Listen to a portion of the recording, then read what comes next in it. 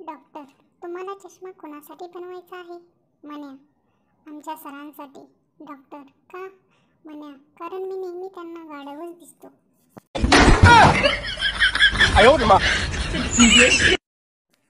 Doctor, तुझे 3 दात कसे तुटले?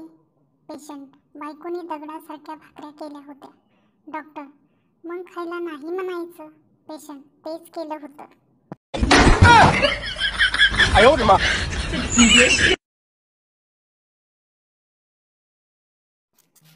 ऑपरेशनच्या अगोदर पेशंटने ऑपरेशन टेबलजवळ फुलांचा हार बघितला. पेशंट, डॉक्टर, हा फुलांचा हार कशासाठी? डॉक्टर, आज हे माझे पहिले ऑपरेशन आहे. यशस्वी झाले तर मला, नाही तर तुला.